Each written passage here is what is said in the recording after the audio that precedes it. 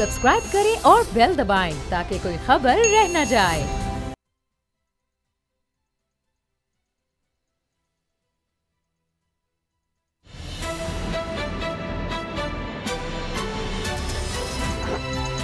अब पता चला।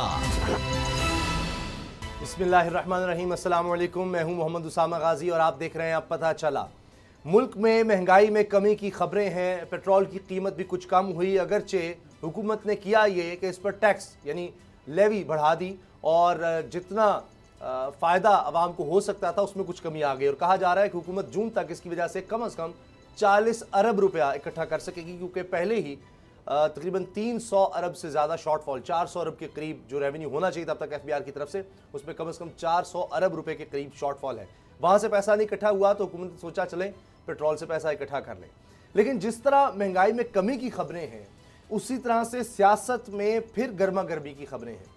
मियाँ नवाज शरीफ साहब की वापसी के लिए फिरदौस आशिक अवान साहिबा मुशीर इत्तलात, उन्होंने ऐलान कर दिया है कि हुकूमत इस हफ्ते में ख़त लिखने जा रही है बरतानवी हुकूमत को कि मियाँ नवाज शरीफ साहब की वापसी के लिए उन्हें पाकिस्तान के हवाले किया जाए, उनको पाकिस्तान भेजा जाए।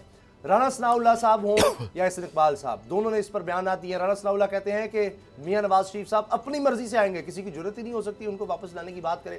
एहसन इकबाल ने तो कमाल ही कर दिया, वो कहते हैं कि अगर मियाँ नवाज शरीफ साहब ने वापसी का फैसला कर लिया, वो एयरपोर्ट पर आ गए, लंदन एयरपोर्ट पर पहुंच गए, तो यहां से हुकूमत के हाथ पांव फूल जाएंगे और कहेंगे नहीं नहीं यहां ना आइएगा, सिर्फ अपना इलाज लंदन में कराएं, तो हुकूमत इतनी खौफजदा है।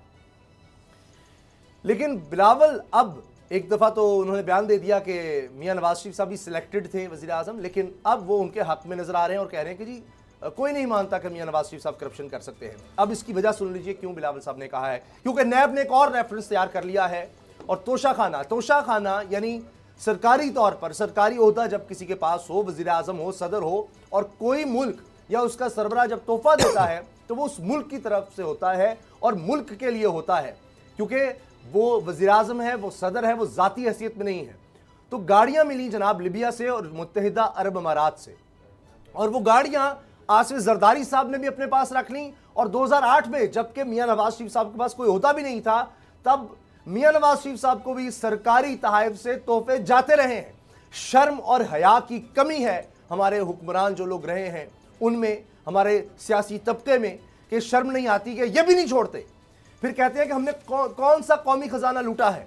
अगर टैक्स, बिलावल ने तो कहा है टैक्स ना देना, टैक्स चोरी करना कोई चोरी नहीं है, ये तो टैक्स के निज़ाम की कमजोरी है, यहां तक वो कह रहे हैं। और साथ ही उन्होंने कह दिया कि नैब को बंद कर देना चाहिए, नैब को खत्म कर देना चाहिए। नहीं, कोई भी आवाज, कोई भी इदारा अगर जुर्रत करे कि किसी हुक्मरान से कि उसने क्या कारकर्दगी दिखाई, क्या क्या किया, आवाम का पैसा लूटा, क्या किया, कहाँ गए पैसे, ये तोहफे किस तरह ले लिए, तो उसको बंद कर देना चाहिए, क्योंकि किसी की जुर्रत नहीं हो सकती कि जो इतने बड़े लोगों से हिसाब किताब कर सके।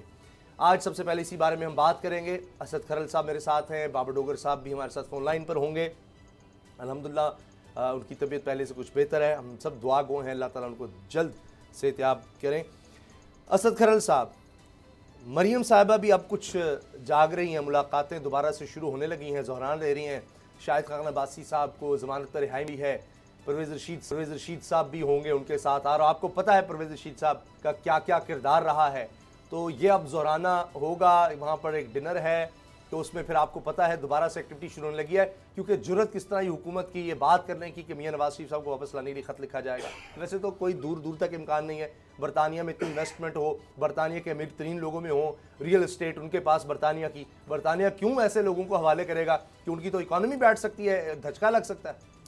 देखिए, आज के हवाले से डेवलपमेंट अगर बात की जाए तो आज मामले खसूसी वज़ीर आज़म की डॉक्टर फिरदौस आशिक अवान साहिबा ने सियालकोट में प्रेस कॉन्फ्रेंस करते हुआ कि पंजाब हुकूमत की जो रिपोर्ट मिलने के बाद बरतानवी हुकूमत को हम ख़त लिखेंगे कि नवाज शरीफ साहब को डिपोर्ट किया जाए।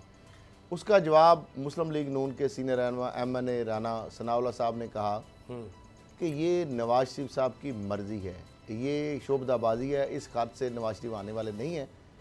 वो बरतानिया में अपने तरीके से डॉक्टर इलाज करते हैं जी। और क्योंकि फिरदौस आशिक अवान साहिबा ने ये कहा था कि वो फ्रॉड करके गए हैं, आवाम से धोखा दे के गए हैं, इलाज के नाम पर गए हैं, लेकिन 3 माह गुजर गए हैं, हॉस्पिटल में दाखिल नहीं हुए, इलाज नहीं करवाया, तो लाजा इसलिए अब हुकूमत जो है वफाकी हुकूमत पंजाब लेबॉर्ट्री की रिपोर्ट्स नहीं भेजी। हाँ जी, पंजाब हुकूमत की रिपोर्ट की रोशनी में वफाकी हुकूमत बरतानवी हुकूमत को उनको डिपोर्ट करने के लिए ख़त लिखेगी।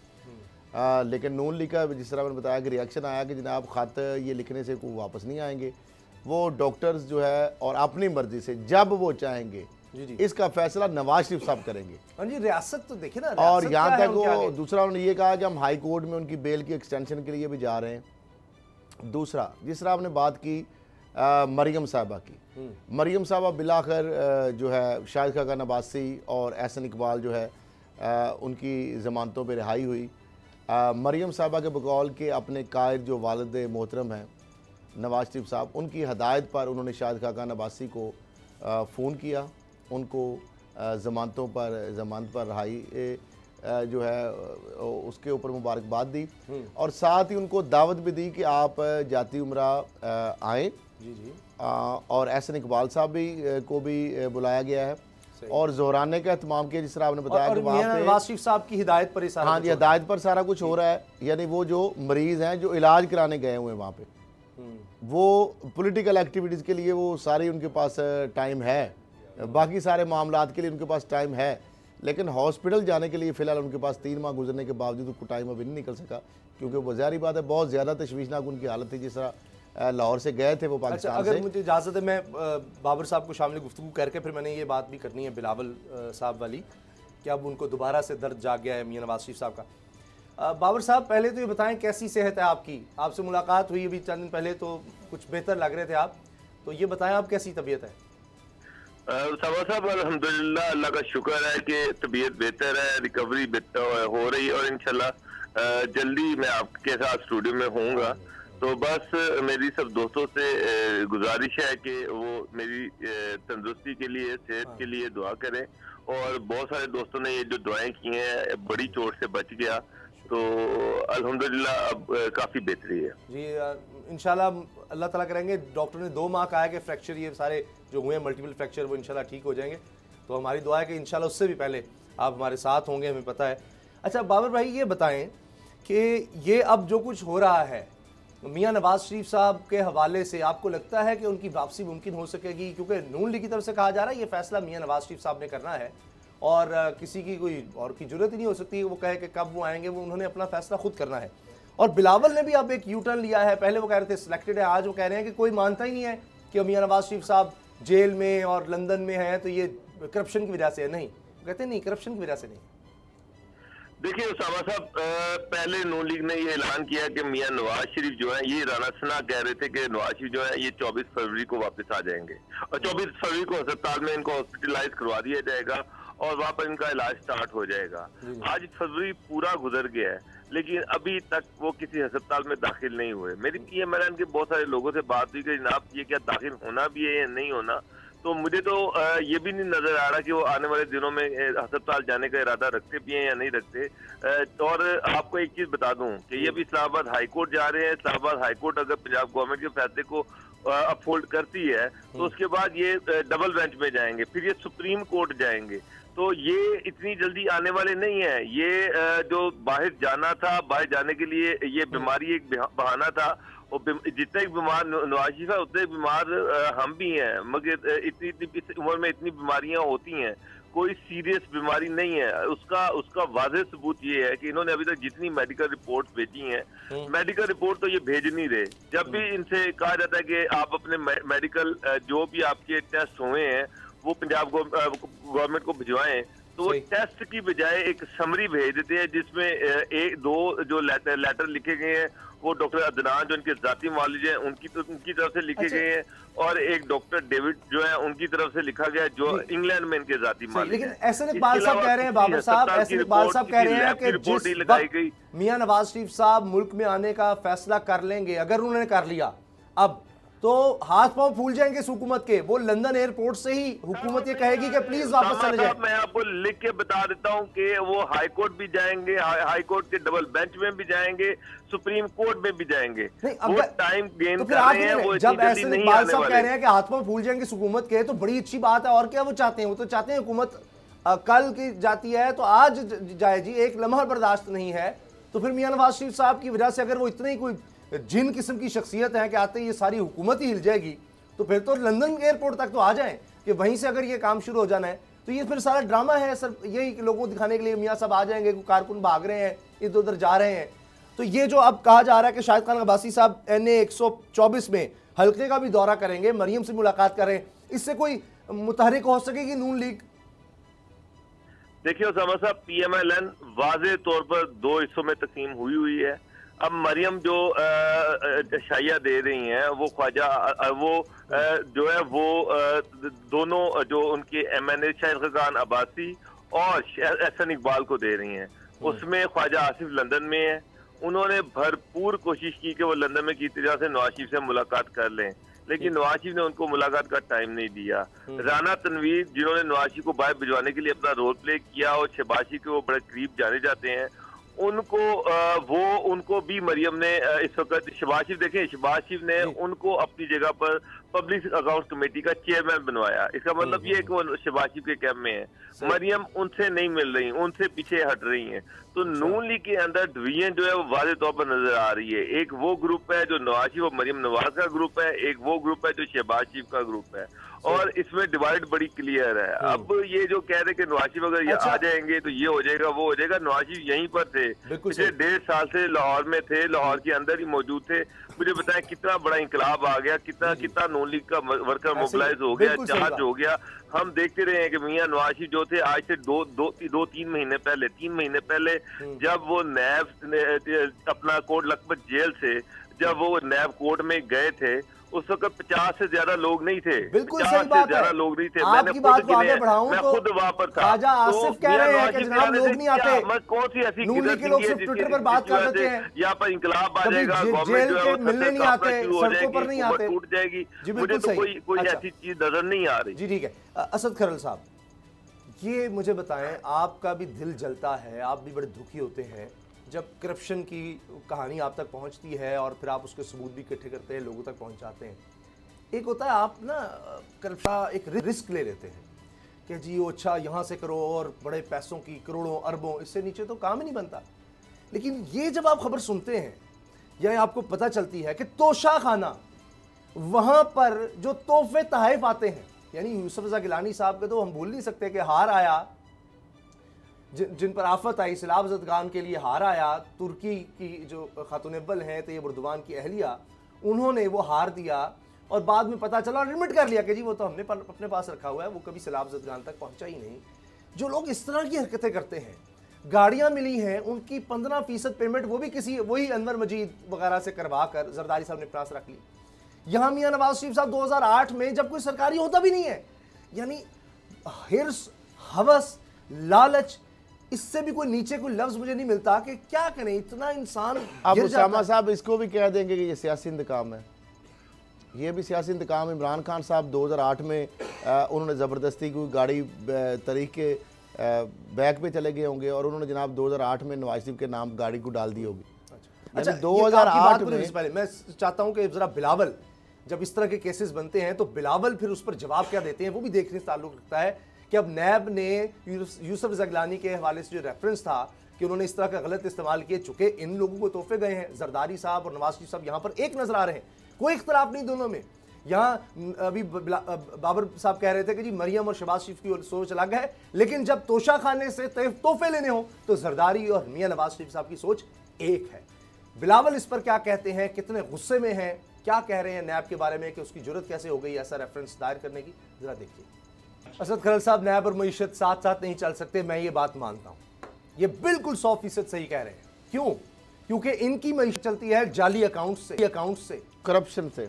वो मईशत शायद वो हर्ट हो रही है, वो तोशा खानों से चलती है। वही मईशत जो करप्शन, किकबैक, जितने भी कारपोरेट सेक्टर के इमरान खान साहब को मिले, आर्मी चीफ को मिले, या अभी ये जो लोग शोर मचा रहे हैं कि नैब और मईशत जो है कारोबारी, जो जायज़ आदमी है, जो ईमानदारी से काम करता है, उसको तो नैब का कोई खौफ नहीं। और दूसरी बात ये है, कारोबारी अफराद के लिए तो वैसे ही अब जो टैक्स और FBR के मामलात है उससे नैब ने वैसे ही हाथ उठा लिया है, वो तो FBR उसको देखता है। अब मामला ये है कि जिस तरह आपने बताया कि जरदारी साहब अब वो जब सदर बने हैं माशाल्लाह, तो उन्होंने गाड़ियाँ UAE से मिली, उसके बाद लीबिया से मिली, तो अनवर मजीद और अब्दुल गनी मजीद के अकाउंट से 15% सिर्फ, यानी उन गाड़ियों की कुल कीमत की सिर्फ 15% पेमेंट करा के तो गाड़ियाँ अपने इस्तेमाल में रख ली। इसी तरह सरदार सैयद यूसुफ रज़ा गिलानी साहब जो प्राइम मिनिस्टर थे उन्होंने भी यही काम किया। नवाज शरीफ साहब का खुद बता चुके 2008 में जब ओहदा भी नहीं था तो उनको भी सरकारी तोशाखाना से गाड़ी दे दी गई। अब मुझे ये बताएं, जिस तरह आपने कहा कि ज़लज़ल ज़दगान के लिए एक हार आया, कितनी बेशर्मी की बात है। और इससे ज़्यादा क्या वो सोचेंगे मेहमान, जो खातून अव्वल क्या सोचेगी जिसने अपना हार अपने गले से उतार के हार दे दिया ज़लज़ला ज़दगान की मदद के लिए। सर ये कंट्रीब्यूशन इस्तेमाल हो सकते हैं, गाड़ी बेच के आप एम्बुलेंस ले रहे थे और हमारे वजीर आजम और उनकी खातून अव्वल ने वो हार जो है वो चोरी कर लिया और वो FIA ने बरामद किया, उनसे बरामद किया बकायदा। वो ज़लज़ला ज़दगान तक पहुंचने के बजाय उन्होंने उसको खुर्द-बुर्द कर लिया। अब मुझे ये बताएं कि ये अगर आप हरकतें करेंगे तो इसके ऊपर आपके ऊपर नैब रेफरेंस डालेगा तो उस नैब को आप कहते हैं बंद कर दो, उस नैब को आप कहते हैं काला कानून है। तो ये आपके बाप का कोई मुल्क है? ये तोशा खाना आपको रियासत पाकिस्तान को चीजें मिलती है। अगर तोशा खाना के अंदर चीज आती है तो उसकी प्रॉपर एक सिस्टम है, नीलामी होती है, पूरी पेमेंट करके तो हर बंदे का हक है। करोड़ों की चीज आपने लेकर फिर बाहर जाके चाहे बेच दे। बाबर साहब को तोहफे में जो गाड़ियां मिली, आप अंदाजा लगाएं, जो UAE से गाड़ियां मिली मरियम साहिबा को, यानी उस गाड़ी की कीमत जितनी में उन्होंने खरीदी, जो टैक्स रिटर्न में शो करते हैं, फर्ज करो अगर 80-90 लाख में, तो बिकती है वही गाड़ी 5 करोड़ में या 4 करोड़ में। अब मुझे ये बताएं 3-4 करोड़ में बिकी, अच्छा क्या वजह है कि ये सस्ती गाड़ी और महंगी बिक रही है? अच्छा ये तो ब्राइब फिर होगी ना, ये बिल्कुल सही। अच्छा क्लिफ्टन में घर है जरदारी साहब का, चले कुछ तो अपने नाम रखा हुआ है, उसको मुंजमद कर दिया है एहतसाब अदालत ने, क्योंकि ये जॉइंट अकाउंट से इसमें से पैसा गया था और 2014 में घर खरीदा गया और नैब के अफसर ने कहा और प्रोसिक्यूटर ने कि जनाब ये करप्शन की कमाई से खरीदा गया है। अच्छा बाबर साहब, आपने तकरीबन 2 दहाइयों से ज़्यादा सहाफ़त में वक्त गुजारा है और आपने ये अरूज देखा है इन ख़ानदानों का। ये मुझे समझाएं कि पैसे की कोई कमी नहीं है इनके पास। आज देखिए वो लंदन में है, यहाँ पर कई फैक्ट्रियाँ पर उन्होंने एहतसाब के लोग बैठे हुए हैं, दीगर लोग बैठे हुए हैं, अच्छा वो उस तरह कारोबार नहीं, कोई कमी नहीं है पैसे की। तोशा खाने से फिर चीज़ें ले रहे हैं। ये क्या, घर के बर्तन सरकारी, पेट्रोल सरकारी, मुलाजिम, वो आपने खबर ब्रेक की 350 मुलाजिम अपने ज़ाती वो सरकारी उनसे तनख्वाहें दिलवा रहे हैं, घर के बाड़े सरकारी, सड़कें सरकारी पैसों से लगवा रहे हैं। ये क्यों, ये कहाँ तक जाएगा मामला? कोई चीज़ तो अपने पैसों से कर दे, कोई दौलत की कोई कमी नहीं है। अरबों रुपया, वो क्या करना है उस पैसे का कि ये फिर 5-5, 10-10 रुपए, एक गाड़ी नहीं छोड़ते। 100 गाड़ी होने की बजाय एक गाड़ी अगर सरकारी तौर पर आती है उसकी कोई एम्बुलेंस से ले लेते, वो बेचकर सरकार में पैसा दे देते। ये क्या हो गया पिछले 20-30 साल में? कैसे आगे बढ़ते चले गए?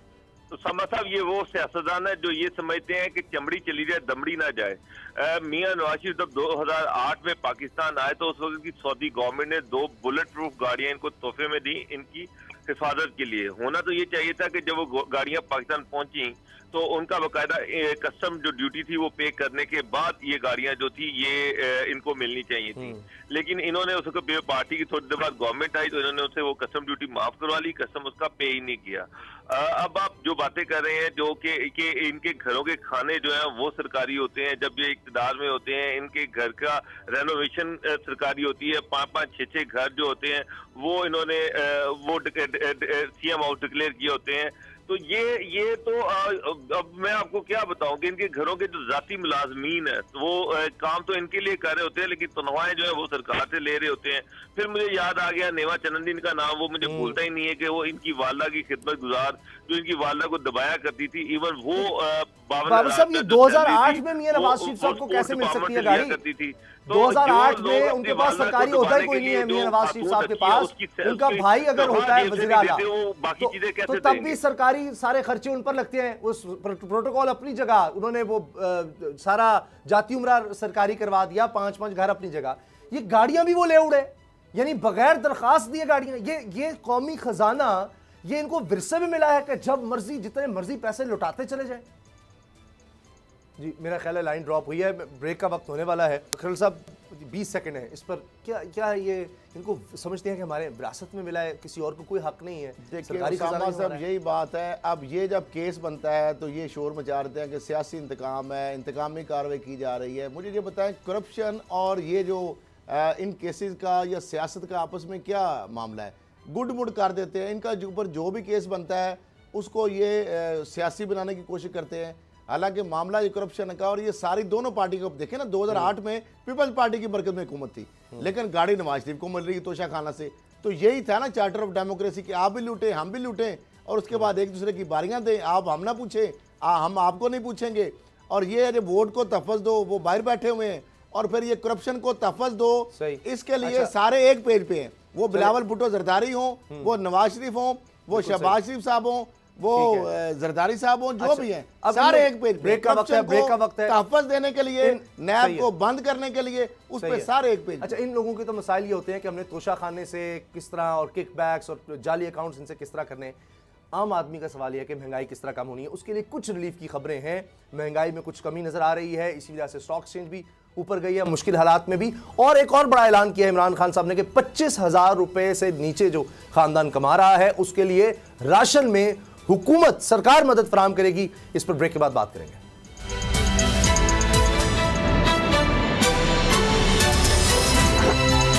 अब पता चला।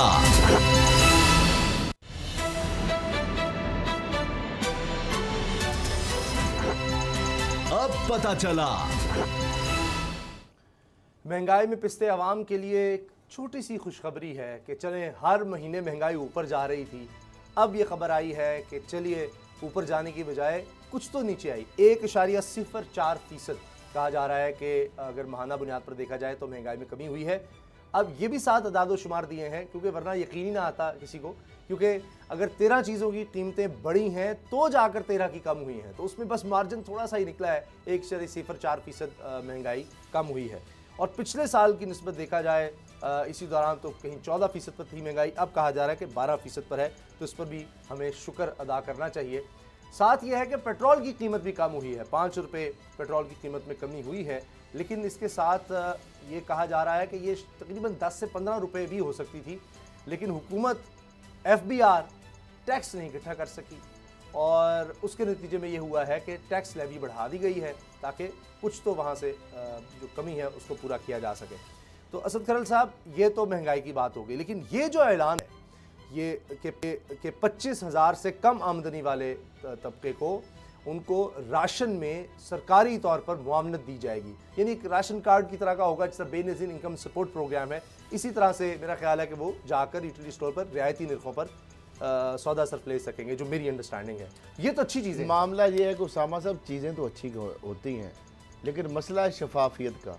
पहले आपने देखा कि बेनज़ीर इनकम सपोर्ट प्रोग्राम के ऊपर कितने ऐसे ब्यूरोक्रेट निकल आए। 8 लाख लोग कुल थे, जिनमें से 1000 जो हैं वो ब्यूरोक्रेट थे, और बहुत सारे ऐसे घोष थे, और फिर जो लोग एलिजिबल नहीं थे, जिस तरह ब्यूरोक्रेट ने अपने मुलाजमों के नाम पे, अजीज़ो कारब के नाम पे, अपने ख़ानदान के अफराद के नाम, इवन के अपने नाम पे वो मदद ले रहे थे। जी। इस तरीके से अब ये डिटरमिन करना कि 25,000 से ज़ायद कम आमदनी किसकी है, अब इसके अंदर वो फिर अकरबा परवरी होगी, फिर वही जो ब्रेक से पहले जो खबर की है ना, मुझे तो डर लगता है कि कहीं इस तरह की आमदनी वालों में शरीफ खानदान के या जरदारी खानदान के किसी शख्स का नाम ना आ जाए। सिस्टम बेहतर करने चाहिए, और लोगों तक ये जो चीज़ें हैं ना कि जो सस्ती, अब देखें ना, अगर शुमारियात की रिपोर्ट की बात की जाए तो वो कह रहे हैं सब्जियों में 13%, कुकिंग ऑयल की कीमत में 10% इजाफा हुआ है, चीनी 8, फल 4 और दालें 2% महंगी हुई।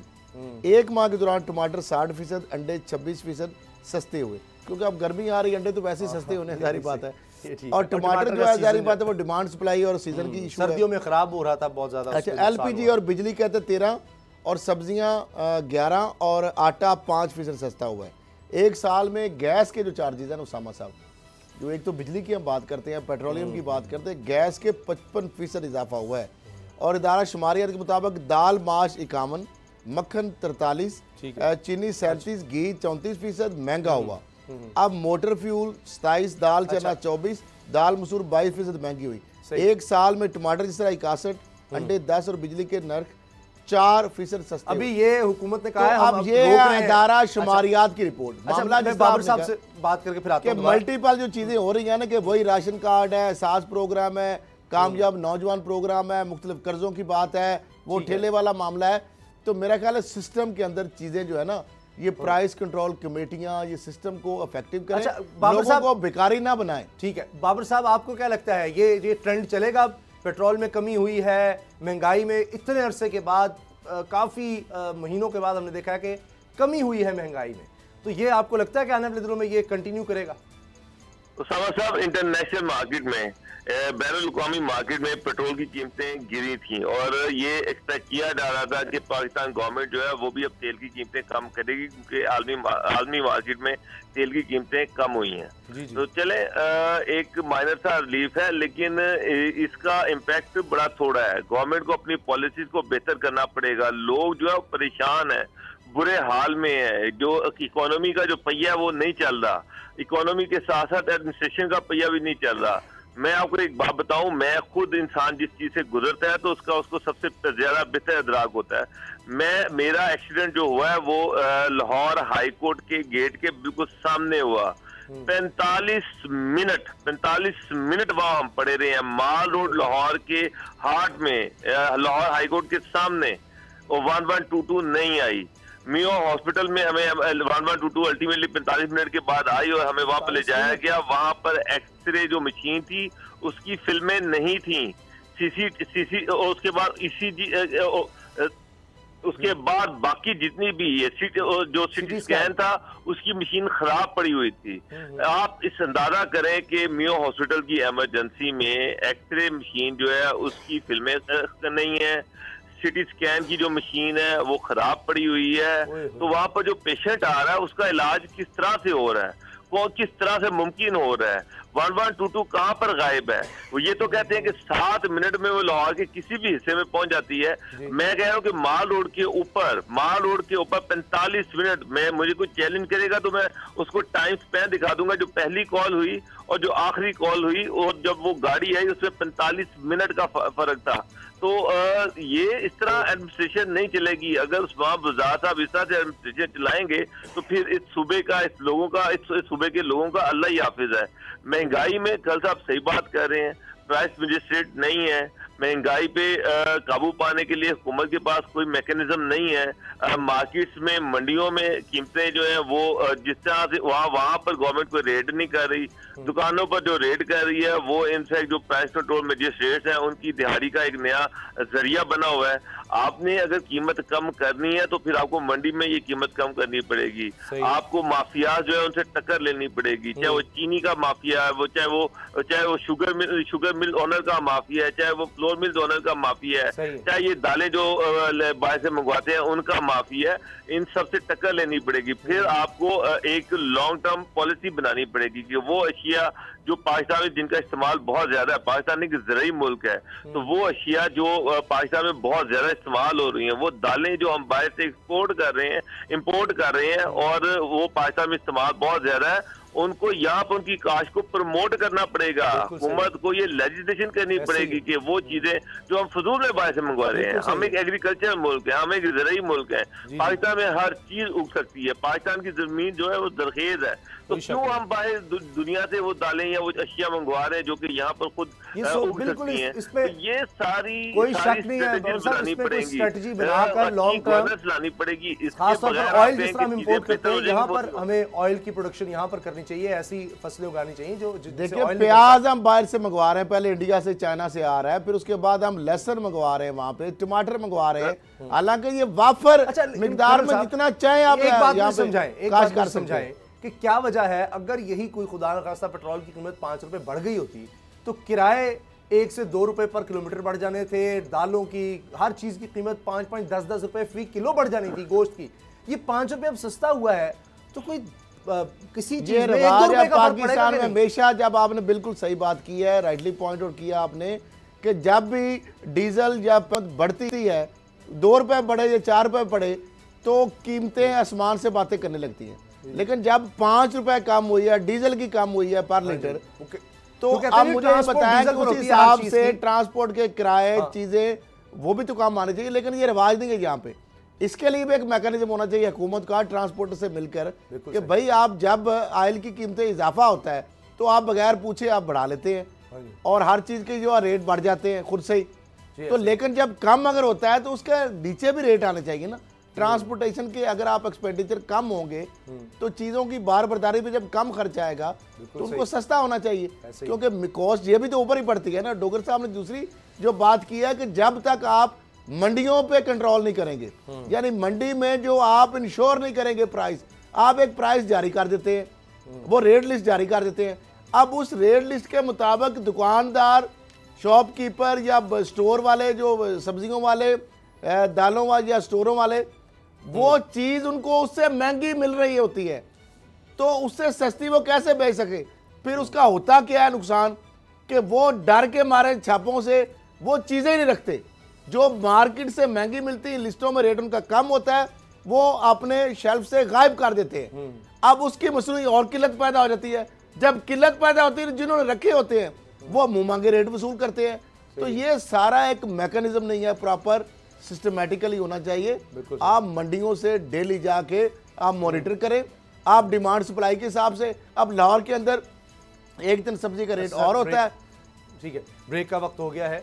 ब्रेक के बाद मिलेंगे और बात होगी अफगान अमल की, जिसमें अमन की तरफ एक हमें नज़र आया है कदम, और अमेरिका और तालिबान के दरमियान मुआहिदा तो हो गया, लेकिन अशरफ गनी जो सदर अफगानिस्तान के, वही अब इसको तबाह करने की कोशिश कर रहे हैं। और फिर तालिबान ने भी अब स्टेटमेंट ऐसी जारी कर दी है कि अगर वो इस पर अमल ना किया गया जो रिहाई है कैदियों की, तो फिर हम बात आगे नहीं बढ़ाएंगे। कितना ख़तरनाक ये हो सकता है, ब्रेक के बाद बात करें।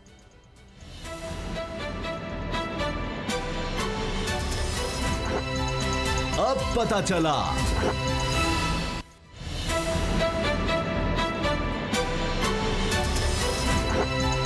अब पता चला।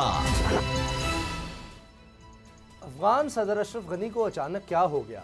19 साल बाद, कई महीनों सालों की कोशिशों के बाद एक अमन मुआहिदा जिस पर दस्तखत भी हो गए और उसमें विन विन सिचुएशन नज़र आती है।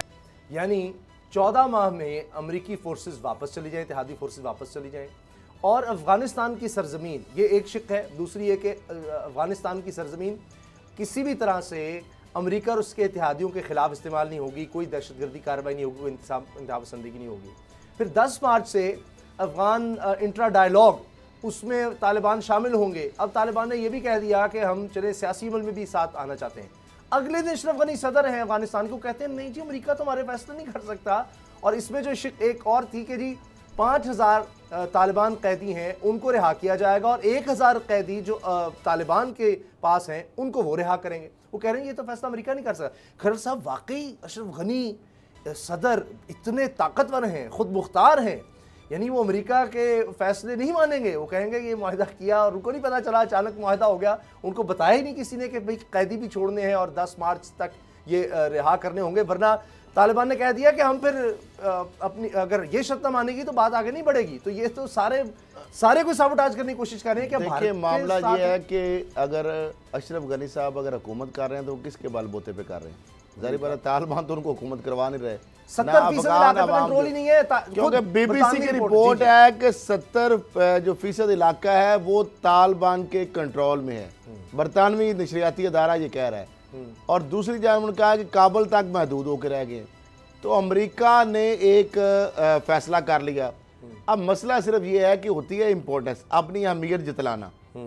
अब अशरफ गनी साहब को जिस तरह लोकली और इंटरनेशनली क्रिटिसिज्म भी आया कि ये तो बिल्कुल फिर कठपुतली हैं, इनको तो पूछा ही नहीं किसी ने।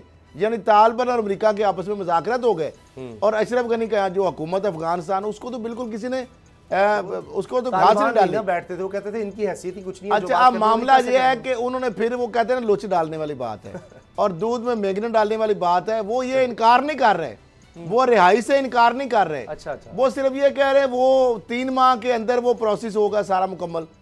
तो ये तो एक तो डिनाई नहीं कर रहा। वो कह रहे हैं दूसरा कि जी वो अमेरिका जो है वो मदद हमारी कर रहा है, तो रिहाई के वाले से तो हम 3 माह के अंदर वो इंट्रा डायलॉग के जरिए जो उनको रहा करेंगे।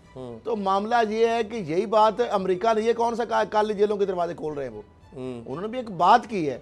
तो अब मेरा ख्याल है अपनी अहमियत जतलाने के लिए, अपनी एग्जिस्टेंस के लिए और अपने लिए कुछ जगह तलाश करने के लिए या अपनी इंपॉर्टेंस दिखाने के लिए, इससे ज्यादा उनकी कोई इंपॉर्टेंस नहीं है।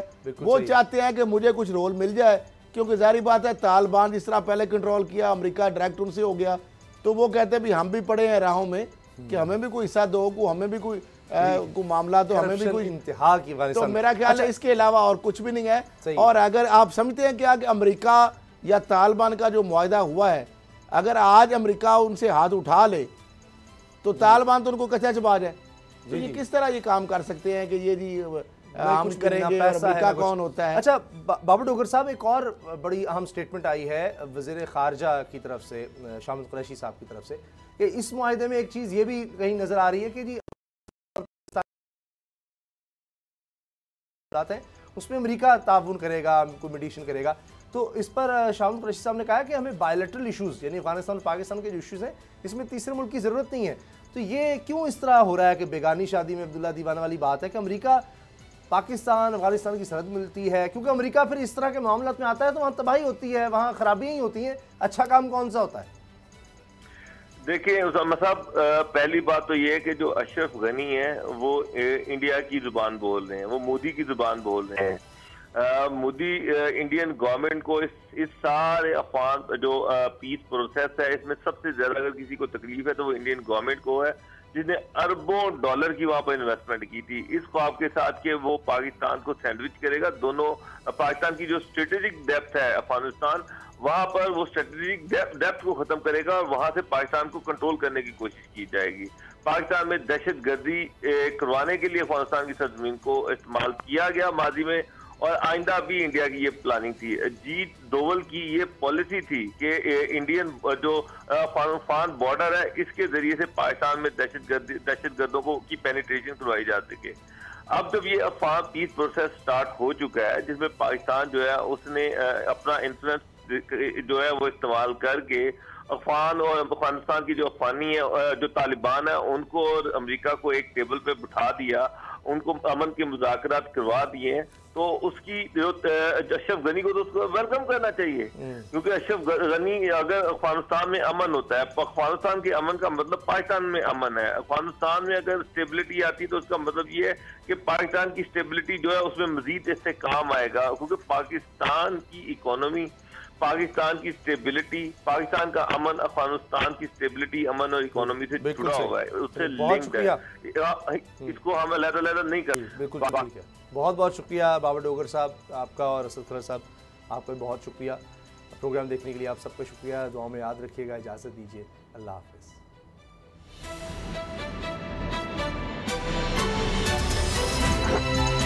अब पता चला। सब्सक्राइब करें और बेल दबाएं ताकि कोई खबर रह न जाए।